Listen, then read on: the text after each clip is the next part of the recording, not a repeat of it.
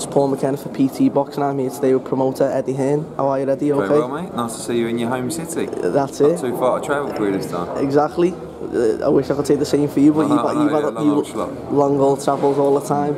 We're here today for the press conference for All or Nothing, Friday, not Saturday, but Friday. Keep saying that. I always keep saying Saturday, Friday night. It's just being so used to saying Saturday. Yeah, I mean, it wasn't a conscious effort to go on a Friday, but you know, the arena was only available on a Friday for the dates that work with Sky, so we're in here and you know, expecting a good turnout on Saturday and some really good fights. That's it. You just said Saturday again. Friday. So Friday, we've got Martin Murray making this will be his first fight in the Echo Arena, yeah, is that right? Yeah, and first fight in England for, well, I mean, it was like a year and a half, something like that. Yeah, I was going to say a bit more than that. So I think, you know, it's great for him to come back, and obviously his fans, like you said, are used to queuing in airports, and there's just 15 minutes down the road here. So he's in 8 rounds against Jorge Bishvila. Should be relatively straightforward. Obviously, you know, he's coming back after a real tough fight with Gennady Golovkin. Tony Bellew's got an opponent change, and actually a big old lump, Ivica Bakurin, who's boxed a lot heavyweight. I mean, he went 12 with Pianetta, went 12 with Juan Carlos Gomez. I think he might have done this with Jonathan Banks as well. So he's a big lump. Definitely, and a good little fight for Tony. Really coming back. He hasn't boxed since November. Loads on the undercard. Tommy Martin against Terry Needham, which actually gone under the radar a little bit. It's a good little fight. Yeah, it is. Callum Johnson, Marcus Morrison, Joe Tonks. Some top fighters, and of course the two real, I suppose, co-main events, if you like. I think Callum's in a bigger belt fight, but Rocky Fielding against Brian Vera, which is like the perfect fight for Rocky Fielding right now, and Callum Smith against Christopher Abras for the WBC silver, which is again, you know, a brilliant fight. Most definitely. You know, as you've just said there with Tony Bellew and his change of opponents, you know, at first it didn't look to be an easy fight for Tony, but more a straightforward night. Whereas again now, although you know his opponent's not a world beater, it's another tough opposition because I think Lubos Suda, who's his original opponent, would have come in, would have been game, mixed at good level, but every time he's been stopped. And I think that would have happened. This one, I think, is going to be a little bit different. I mean, the guy's massive, you know, so it's going to be interesting, and I think just a little recalculating Tony's mindset for Saturday.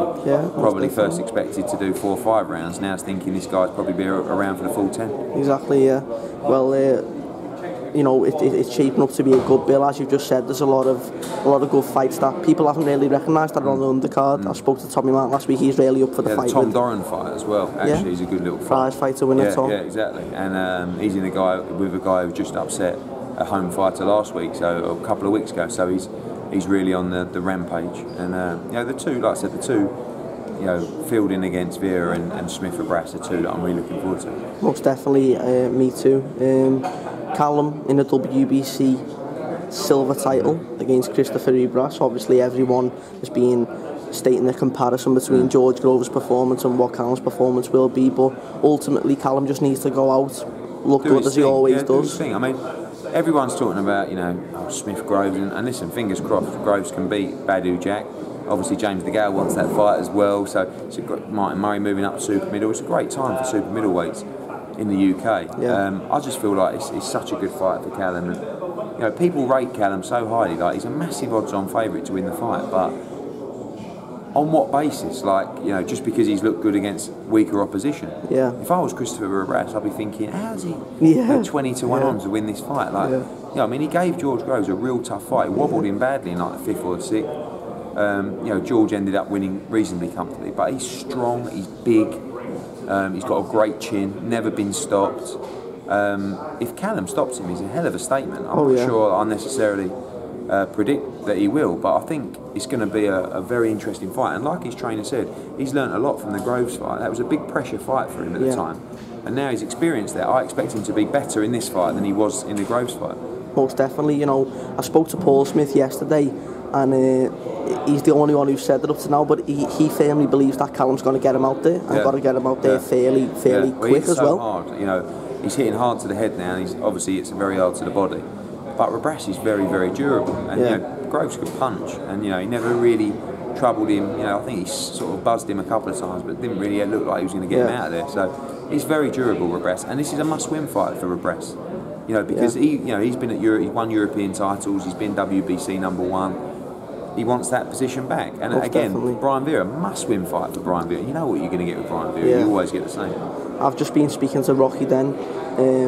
You know, both the super middleweights in Callum Smith and Rocky, both opponents are coming here, as you just said, to win. They're not coming to lie down, so it's going to make for just more of an interesting night. Both opponents must win. You know, Vera and Ribres must win for their careers on Friday night. So you know what you're going to get. Yeah, exactly. Rocky's just been speaking then about a possible clash that he'd like to have. You know, if he comes through successful on Friday, hopefully he does. You know, a possible fight with James DeGale down the line, maybe October time. There's a fight that could happen. You know, obviously we've got plans for Callum Smith against Rocky Fielding. You know, hopefully that happens. But if it doesn't, because they want to go down world routes, you can't stop them. You know, I think that fight could end up being a final eliminator for the Jack Groves winner. Yeah. But of course, James DeGale is already a world champion and someone that these guys are looking at. I remember the last time I spoke to you, we spoke about the Rocky and Callum Smith fight. And I think at the time you said that you prefer it to be more for a world title rather than the British title, with no disrespect to the British title. Or a final eliminator. I mean, the British title is one of the best belts in boxing, but it seems a fight well above the British title. Yeah. And now with Rocky fighting for the WBC International, if he can beat Brian Vera and get himself ranked in the WBC, perhaps in time that fight can be a final eliminator. And then I would say they have no option but to fight each other. Yeah. So it's a big fight for Liverpool, and. I think it's a good fight. Is this the first card in Liverpool in 2015? It's the first. Yeah. I mean, it was November the 22nd. Yeah. You know, so it's good to be back, and looking forward to Friday. Me too. The next date for Matchroom, will that be July 18th? Yeah. July 18th, and that's Anthony Crolla and Scott Quigg as well. Okay, then a question that I haven't seen asked for a while, Eddie. The whole crisp situation, what are you feeling lately? Well, I'm trying to stay off the crisps, to be honest. I'll put on a little bit of timber, but I'm sort of big on pickled onion Space Raiders. I'm big on every now and again the nice and spicy knickknacks. I just feel like they're underrated.